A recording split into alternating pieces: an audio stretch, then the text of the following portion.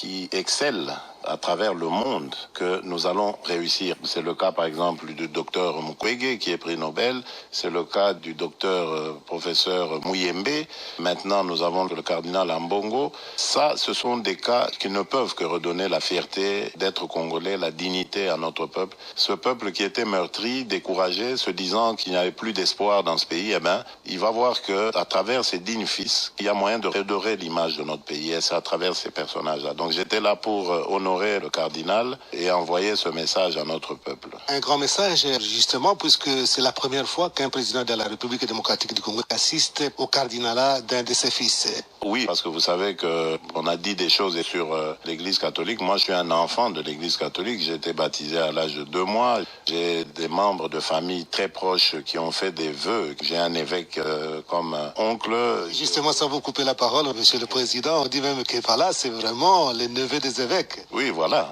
J'ai grandi là-dedans. Mes grands-parents étaient très pieux. Idem du côté maternel. Ma mère avait 2 sœurs qui étaient des religieuses engagées. Nos grands-pères des 2 côtés, paternel et maternel, étaient des gens très pieux, très catholiques. Bon, plus tard, j'ai pris d'autres options pour des raisons qui sont miennes. Aujourd'hui, je suis plus évangéliste. Mais ça veut rien dire. Je suis resté très proche de l'Église catholique. Je vais à l'Église catholique des fois. Je prie comme un catholique. Enfin, pour moi, c'est la relation avec Dieu qui compte. Comme je suis chrétien et que catholique et évangéliste, ce sont des chrétiens, ben, pour moi, c'est la même chose, quoi. À un certain moment, dans votre parcours politique, on reprochait à l'Église catholique d'être porte-voix de M. Félix Tshisekedi. Et puis, à un certain moment, il y a eu quand même des compréhensions avec l'Église catholique, mais on sent qu'il y a quand même toujours les rapprochements, comme vous venez de le témoigner, dans la famille d'abord. Il n'y a pas l'ombre maintenant entre l'Église et Félix Tshisekedi pour aplanir un peu la situation. Oui, il n'y a aucune ombre. Et moi, je dis que s'il y a eu maille à partir avec l'Église catholique, c'est plutôt à cause de la manipulation. Elle a été victime de manipulation. Bon, ça arrive, de manipulation politicienne. Là où il y a des politiciens, il ne faut jamais exclure ce genre de choses. Mais pour moi, m'en prendre à l'Église catholique aurait été ingrat de ma part, parce que cette Église, elle a un parcours qu'on connaît, qui date déjà de l'époque du cardinal Malula, qui s'opposait aux méfaits du régime d'antan. Donc l'Église catholique a toujours marché près du peuple et pour les intérêts du peuple. C'est vrai que par moments on a eu des incompréhensions, mais dans l'ensemble, la mission de l'Église catholique est à louer, est à féliciter. Et moi j'entends d'ailleurs raffermir davantage les relations entre l'État et l'Église. Chacun évidemment dans son domaine d'action, mais je crois que dans le pays qui est le nôtre, où j'ai vraiment lancé un appel au redressement, un appel à la conscience, à la lutte pour le changement de mentalité, à la lutte contre la corruption, la lutte contre la pauvreté, l'Église catholique peut être un partenaire important pour nous, et donc il n'est pas question de la regarder comme un adversaire, mais plutôt comme un allié. C'est ça que je veux aussi envoyer comme signal. Il y a eu un sentiment de spontanéité quand les chrétiens et les chrétiennes vous ont vu après la messe, et c'était vraiment la grande joie de voir leur président. Ça vous a frappé? Ben, gloire à Dieu, oui. Enfin, mais moi, je crois que c'est à Dieu qu'il faut d'abord rendre gloire, parce que moi, je n'ai rien fait de plus que ce que Dieu m'a donné de faire. Donc, le caractère que j'ai, l'intelligence que j'ai, les intentions que j'ai, louable ou pas, peu importe. Mais si tout cela est apprécié par le peuple, ben, c'est parce que Dieu m'a créé ainsi. Je n'invente rien. Je l'ai reçu de quelque part et je rends grâce à Dieu. Est-ce que c'est facile d'être président de la République? Non, c'est pas facile. Ça, vous pouvez me croire. C'est pas facile. Si je peux vous poser la question autrement, est-ce que c'est facile d'être président du parti dans l'opposition ou d'être président? Les deux sont difficiles. Bon, ça dépend aussi de l'opposition que vous faites. Nous, on faisait une opposition réelle, sincère, c'est-à-dire sans compromission. Nous voulions vraiment un idéal pour notre pays. Et quand vous vous fixez un tel objectif, vous devez vous priver de beaucoup de choses. Nous savons que nous avons plein d'amis opposants qui, comme on disait, mangeaient à tous les râteliers, etc. Bon, ça, c'est pas de l'opposition. Mais quand vous voulez vraiment vous engager dans l'opposition comme on l'a fait, c'est difficile. Donc les deux sont difficiles. Simplement, les difficultés sont d'ordre différent. Et c'est pour ça que d'ailleurs, moi, je veux changer les choses aussi de ce côté-là. Donc l'opposition ne doit plus être regardée comme un ennemi, il ne doit plus être le souffre-douleur du pouvoir. Il faut la faire participer au pouvoir. Pas en la corrompant, en la débauchant, non, pas du tout. Mais en lui confiant des responsabilités en tant qu'opposition pour qu'elle surveille l'évolution de ce pouvoir. Donc c'est pour ça qu'à l'époque, j'avais demandé à la présidente de l'Assemblée nationale et au président du Sénat, lorsqu'il a été élu, de donner des commissions très importantes à l'opposition pour qu'elle puisse vraiment contrôler réellement le pouvoir et savoir ce qui se passe. Parce que nous, en arrivant au pouvoir, nous nous sommes rendus compte qu'il y a beaucoup de choses qu'on ne sait pas et qui créent d'ailleurs de l'incompréhension avec ceux qui sont au pouvoir parce qu'on les soupçonne, on fait ceci, on pense, on a des préjugés, etc. Or, si on participe aux affaires d'une manière ou d'une autre, ben ça va aller. Et cette histoire, par exemple, du chef de file de l'opposition, comme c'est prescrit par la Constitution, je veux la réaliser parce que c'est important d'avoir des interlocuteurs qui ne pensent pas comme nous et qui vont nous aider par leur critique constructive, j'espère, à aller de l'avant et à faire avancer le pays. C'est ça qui va gagner, c'est le pays qui doit gagner. Dans tout ce que nous faisons, le pays doit gagner. Une question entre parenthèses avant de continuer. Quel nom vous aimez qu'on vous appelle? Félix Tshisekedi, Félix ou Fachi? Bon, maintenant, Fatih, d'abord, c'est moi qui ai créé ce nom en créant mon email.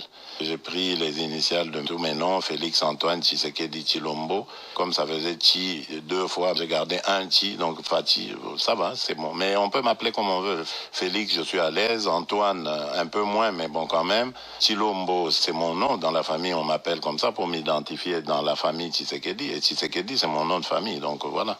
Monsieur le Président, quel est votre rêve pour la République démocratique du Congo que vous dirigez? En faire un pays puissant, parce que le Congo, mon pays, il mérite la place de leader en Afrique et même dans le monde aujourd'hui. Parce que nous avons des atouts à enjeux mondiaux et nous ne les utilisons pas. Donc moi, mon rêve, c'est celui-là, de faire de mon pays un des moteurs déjà de l'Afrique, parce que j'ai beaucoup d'ambition pour l'Afrique. Il faut que l'Afrique se développe.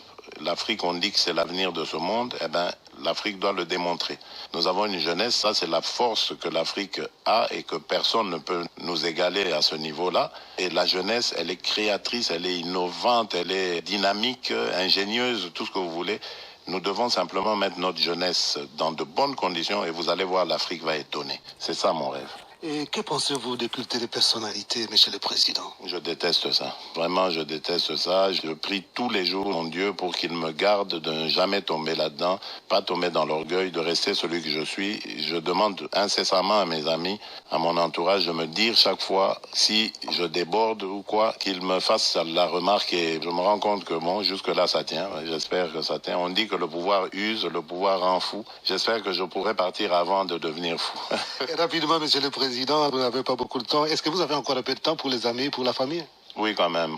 Pas beaucoup, mais quand même. Et à quand la visite officielle au Vatican? Quand le Vatican m'invite, il n'y a pas de problème, je suis là. Mais je vous dis tout à l'heure déjà à la rencontre avec le pape, moi j'ai d'ores et déjà lancé l'invitation au Saint-Père. Donc j'espère le voir à Kinshasa l'année prochaine ou peut-être l'année 2021, l'année où je serai président en exercice de l'Union africaine. Pourquoi pas? Un message à partir des radios Vatican pour le monde, pour votre pays? Mon message, c'est celui de l'amour. Je suis au Vatican, je suis au Saint-Siège, comme on dit. Je ne peux que émettre le message d'amour parce que si nous avons de l'amour en nous, nous aurons le sens du partage, du pardon, de la considération, de la paix et de bien d'autres choses pour notre prochain, pour autrui. Et à partir de ce moment-là, le monde s'en trouvera apaisé. C'était M. Félix Tshisekedi.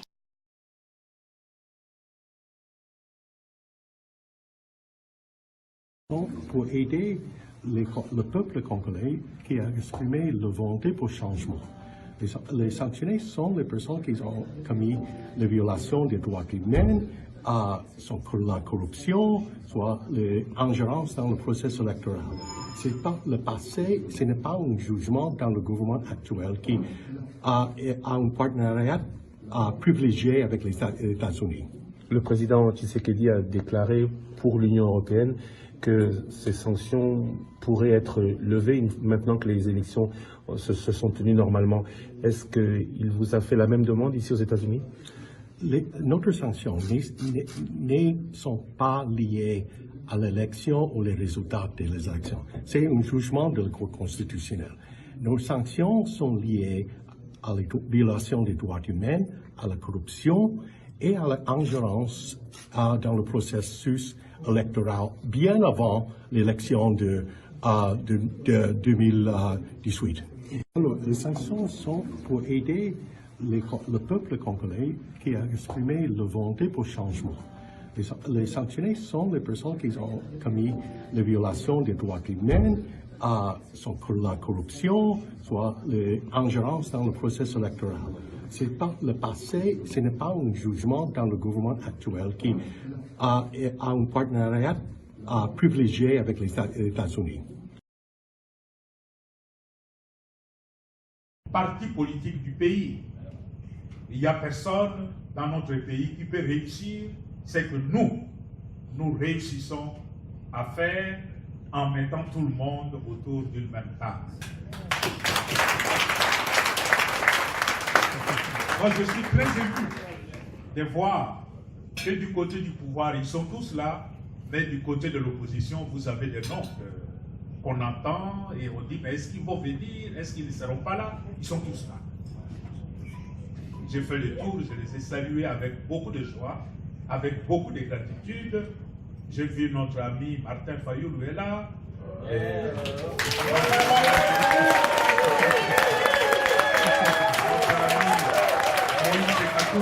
là. Notre ami et frère Jean-Pierre Bemba est là. Et tant d'autres que je ne peux pas citer, peut-être que j'ai perdu de vue, c'est dire quelque chose est en train de se faire. Mes amis, j'ai un discours ici, mais je ne veux pas le dire, parce que ce n'est pas le moment de donner un discours. Je parlerai, non pas aujourd'hui, demain non plus, pas demain. Je parlerai tout simplement du 17 novembre, qui sera la grande fête à Kinshasa, au stade de Martyrs, avec tout le peuple réuni. Parce qu'ici, nous ne sommes que des délégués, des représentants. Je parlerai à Kinshasa. Je voulais tout simplement vous dire ce que j'éprouve dans mon cœur en ce moment précis de l'histoire de ma propre vie. C'est d'abord un sentiment de gratitude infinie. Il est très très rare dans notre pays qu'un événement puisse rassembler les filles et le fils de notre pays, mais dans un climat bon enfant, comme je vois ce soir. C'est vraiment le Congo en miniature. C'est un moment spécial aussi parce que de coutume ecclésiastique, il semble qu'il est très rare d'avoir plusieurs cardinaux pour un même pays, et nous avons la chance aujourd'hui de voir Monseigneur Ambongo, cardinal Ambongo élevé par celui qui l'a élevé aussi, Cardinal Mosengo, ici présent.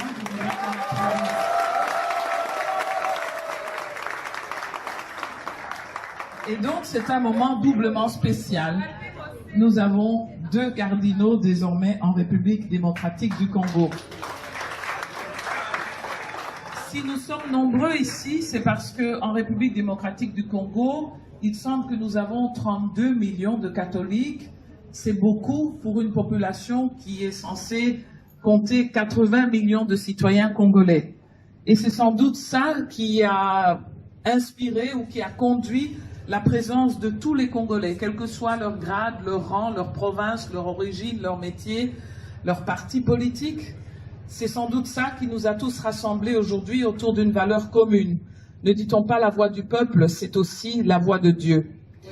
Et donc nous sommes rassemblés sur ce qui nous unit. Ce qui nous unit, c'est notre amour du Congo, le respect de certaines valeurs que l'Église catholique incarne, des valeurs d'humilité, des valeurs de paix, des valeurs de fraternité, des valeurs de rassemblement. Il faudra aussi remercier Sa Sainteté le Pape pour cette élévation exceptionnelle d'un digne fils du Congo. Il y a plusieurs États sur ce monde et il a choisi parmi les 13 la République démocratique du Congo. C'est quelque chose d'exceptionnel. C'est quelque chose d'exceptionnel parce que souvent les nouvelles sur le Congo ne sont pas toujours aussi positives. Donc je crois qu'on peut être encore fiers. Enfin, je voudrais conclure en disant que le chemin suivi par le cardinal Ambogo et le cardinal Mosengo qui l'a précédé doivent nous guider, doivent nous éclairer. Je m'appelle Kimbangu Deji. Appelez-moi les amours. Yoga. Notre président Félix Tshisekedi. Notre président Félix Tshisekedi. Il faut pas écouter les rondis. Tu n'es pour briller et pour gagner. Notre président Félix Chilombo. Bongisa Mokanayo. Seyo Félix. Peuple congolais si Toponio. Seyo Félix. Bombaji la Jitunga dia Congo. Seyo Félix. Twetuba na dia Congo tuti tukunanga. Seyo Chilombo. Jean-Marc Kabundi.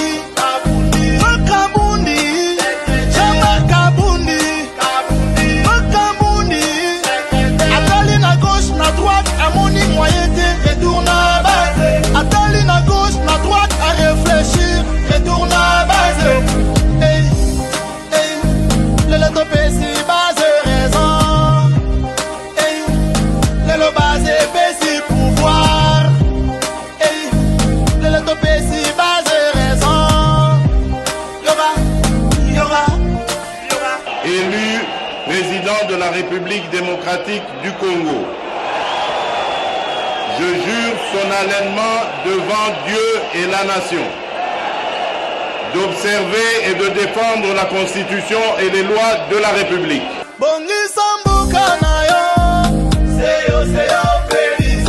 Social, misala otonga bopiso. Congolais ali ya biloko ya kitae. Kimia na mboka bapasi esi la totika kolela. Martin Fayulu. Papa Chadari, courage. Jean-Pierre Ebemba, Moïse, courage.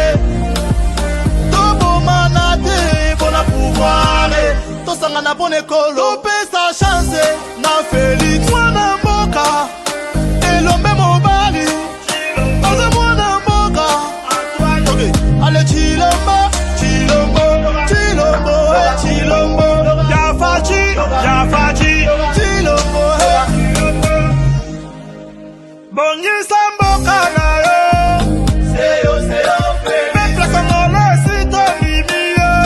Seyo Félix. Tomaji na Jitunga dia Congo. Seyo Félix.